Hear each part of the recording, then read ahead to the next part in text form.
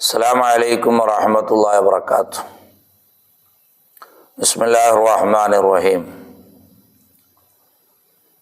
പരിശുദ്ധമായ റമളാൻ മാസമാണ്. അല്ലാഹു തആല റമളാൻ ഷരീഫിൻ്റെ ബർക്കത്ത് കൊണ്ട് നമ്മുടെ ദോഷങ്ങളെല്ലാം വിട്ടുപുറത്ത് ഹസനാത്ത് അല്ലാഹു കബൂൽ ചെയ്യുമാറാകട്ടെ. കഠിനമായ ചൂടുള്ള സമയത്ത് ജോലിക്ക് പോകുന്ന ആളുകൾ പോലും റബ്ബിൻ്റെ കൽപ്പനക്ക് വഴിപ്പെട്ടുകൊണ്ട് ക്ഷമയോടുകൂടെ നോമ്പ് അനുഷ്ഠിക്കുന്നവരാണ്. അള്ളാഹു സ്വർഗം പ്രതിഫലം നൽകട്ടെ എന്ന് നമുക്ക് ദ്വാരക്കാം.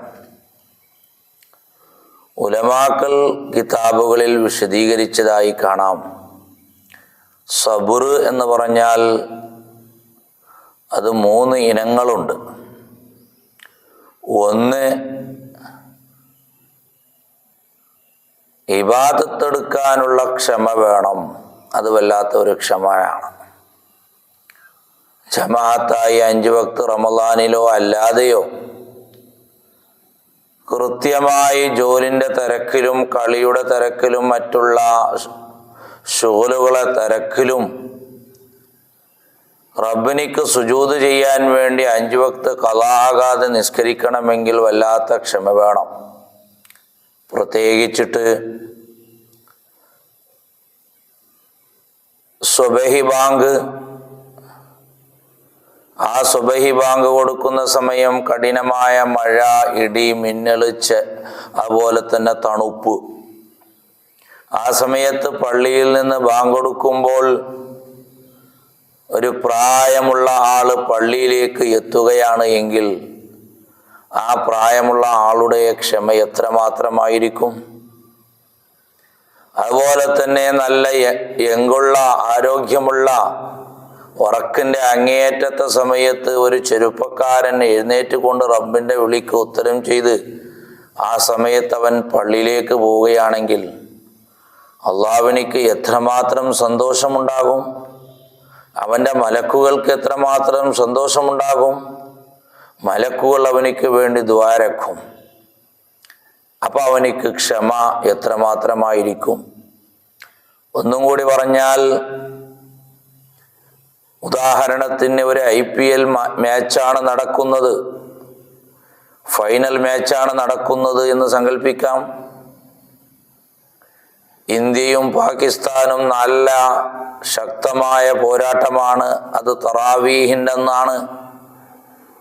ലൈലത്തുൽ ഖദ്ർ 27 രാത്രിയാണ്. 8 മണിക്കാണ് കളി ആരംഭിക്കുന്നത്. രാത്രി 8 മണിക്ക് തറാവീഹ് നിസ്കരിക്കുന്നു.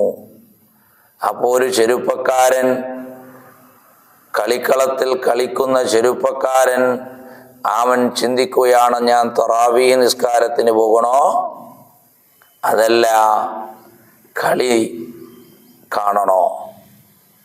എന്നാൽ ആ ചെറുപ്പക്കാരൻ ക്ഷമയോടുകൂടെ ആ കളിനെല്ലാം വിട്ടുകൊണ്ട് തറാവീഹ് നിസ്കാരത്തിൽ പോവുകയാണെങ്കിൽ അവൻ്റെ സബർ എത്രമാത്രമാണ്. ഇതാണ് ഇബാദത്തെടുക്കാനുള്ള സബർ. അതേപോലെ തന്നെ നോമ്പിൻ്റെ സമയത്ത് അവനിക്ക് മൊബൈലിൽ ടൈം വേസ്റ്റാക്കാൻ വേണ്ടി, ടൈം പാസിന് വേണ്ടി മൊബൈലിൽ പാട്ട് കേൾക്കുന്നു, മിമിക്രി കാണുന്നു, കളി കാണുന്നു, അല്ലെങ്കിൽ വേറെ ഏതെങ്കിലും തമാശകൾ കാണുന്നു. അതിനിക്ക് പകരം അവൻ ഖുർആൻ എടുത്ത് ഒരു ചെറുപ്പക്കാരൻ ഓതുകയാണെങ്കിൽ ആ ഇബാദത്തെടുക്കാനുള്ള ക്ഷമ വലുതാണത്. ഒരു ക്ഷമ ഇതാണ്, ഇബാദത്തെടുക്കാനുള്ള ക്ഷമ. മറ്റൊരു ക്ഷമ ഏതാണ്? മുസീബത്ത് വന്നാലുള്ള അത് നേരിടാനുള്ള ക്ഷമ. അത് വേണം.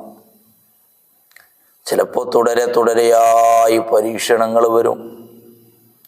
ഉദാഹരണത്തിന് അവൻ്റെ ബൈക്ക് ആക്സിഡൻ്റായി, കാലുകൾ പൊളിഞ്ഞു, ക്ഷമ വേണം. കുറച്ച് ദിവസം കഴിയുമ്പോൾ പാമ്പ് കടിയേറ്റു, കുറച്ച് ദിവസം കഴിയുമ്പോൾ അവൻ്റെ വീട് തകർന്നു. ഇങ്ങനെ അടിക്കടിയായി വരുന്ന ക്ഷമകൾ. അതുപോലെ തന്നെ അവൻ നല്ല സമാധാനത്തിലേക്ക് പോകുമ്പോൾ പെട്ടെന്ന് ഒരു അന്തരീക്ഷത്തിൽ പെട്ടെന്ന് ഒരു മുസീബത്തോ രോഗമോ അല്ലെങ്കിൽ ഇഷ്ടപ്പെട്ട ആളുകൾ മരിച്ചു പോകുന്നു.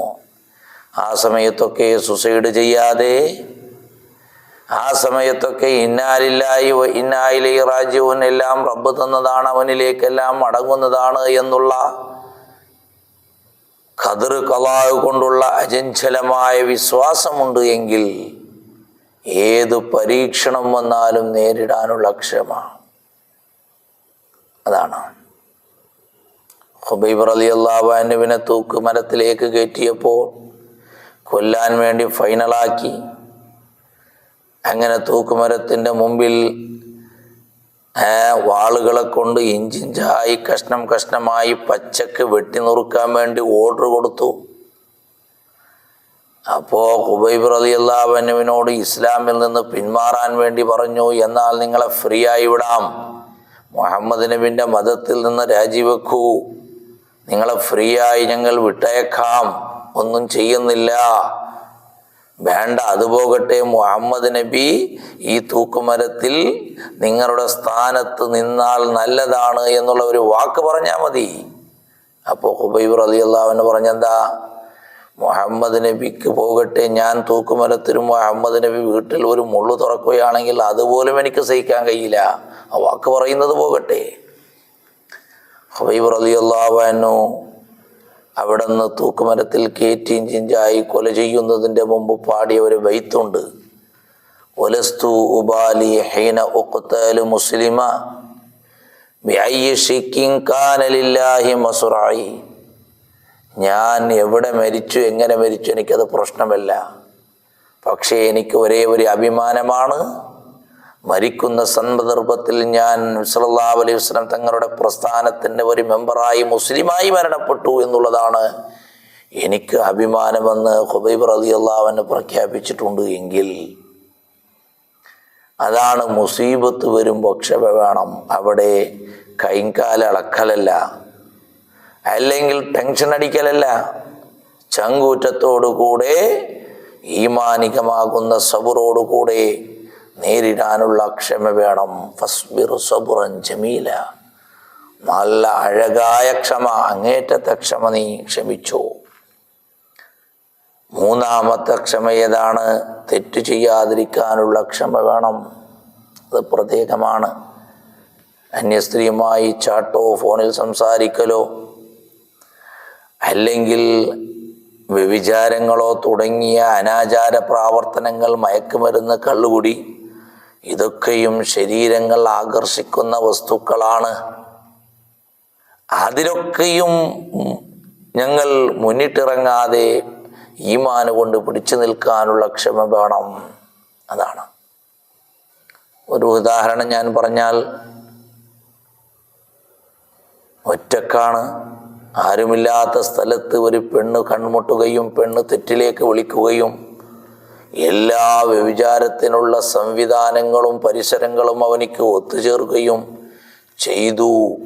എന്നാൽ ആ സമയത്ത് ഞാൻ അള്ളാഹുവിനെ ഭയപ്പെടുന്നു എന്നുള്ള ഈമാനിക ക്ഷമ കൊണ്ട് മാറി നിൽക്കുകയാണെങ്കിൽ അവനിക്ക് അള്ളാഹുവിൻ്റെ സന്തോഷവും മലക്കൂറുടെ ദുആവും സ്വർഗം അവനിക്ക് വേണ്ടിയിട്ടാണ് ഒരുക്കി വെച്ചത്. ഇങ്ങനെ 3 നിലക്കുള്ള ക്ഷമ. ഒന്ന് ഏതാണ്? ഇബാദത്തെടുക്കാനുള്ള ക്ഷമ. 2 ഏതാണ്? മുസീബത്ത് വന്നാൽ നേരിടാനുള്ള ക്ഷമ. 3-മത്തത് തെറ്റിലേക്ക് പോകാതിരിക്കാനുള്ള ക്ഷമ വേണം. ഇങ്ങനെ ക്ഷമ 3 ഇനമായി ഉലമാക്കൾ വിശദീകരിച്ചതായി കാണാം. ഒരു ഉദാഹരണം ഞാൻ പറയട്ടെ. അതാ റളിയല്ലാഹു അൻഹു ബഹുമാനപ്പെട്ട ഇബ്നു അബ്ബാസ് റളിയല്ലാഹു അൻഹുമയെ കണ്ടുമുട്ടുകയാണ്. ഇബ്നു അബ്ബാസ് റളിയല്ലാഹു അൻഹു അതാ റളിയല്ലാഹു അൻഹുവിനോട് ചോദിക്കുന്നു, സ്വർഗത്തിൻ്റെ അഹ്ലികാരിൽപ്പെട്ട സ്വർഗത്തിൻ്റെ ടിക്കറ്റ് ലഭിച്ച ഒരു സ്ത്രീയെ നിനക്ക് ഞാൻ കാണിച്ചു തരട്ടെയോ, നീ നോക്കാൻ ആഗ്രഹിക്കുന്നുണ്ടോ? ഏതായാലും സ്വർഗത്തിലേക്ക് പോകുന്ന ഒരു പെണ്ണല്ലേ, ആരാണെന്ന് ചോദിച്ചു. അപ്പോൾ കാണിച്ചു കൊടുത്തു. അതാ ആ കറുത്തതായ നീഗ്രോ പെണ്ണാണ്. എന്താണ് ആ നീഗ്രോ കറുത്തതായ പെണ്ണിൻ്റെ പ്രത്യേകത? ഇബ്നു അബ്ബാസ് റളിയല്ലാഹു അൻഹു വിശദീകരിക്കുന്നു.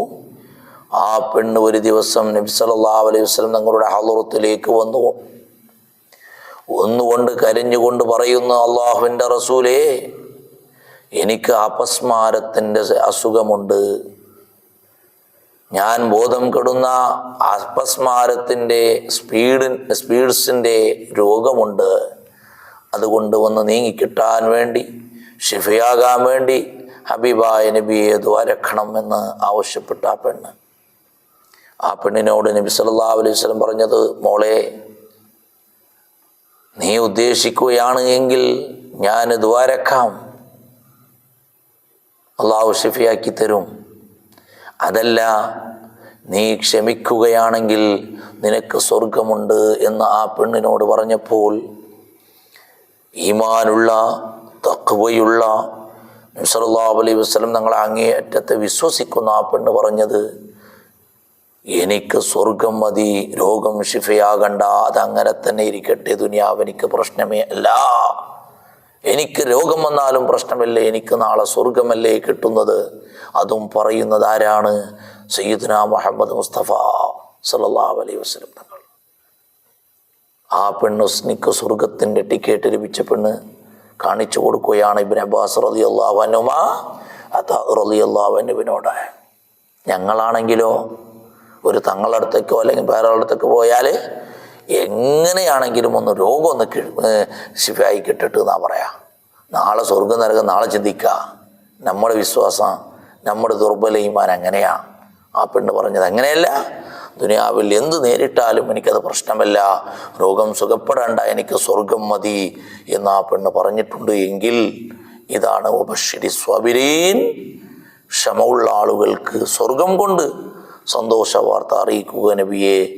വിശുദ്ധ ഖുർആൻ അല്ലാഹു തആല നമ്മുടെ എല്ലാ വിഷമങ്ങളിൽ നിന്നും അല്ലാഹു സലാമത്താക്കട്ടെ. അസ്സലാമു അലൈക്കും വറഹ്മത്തുള്ളാഹി വബറകാതുഹു.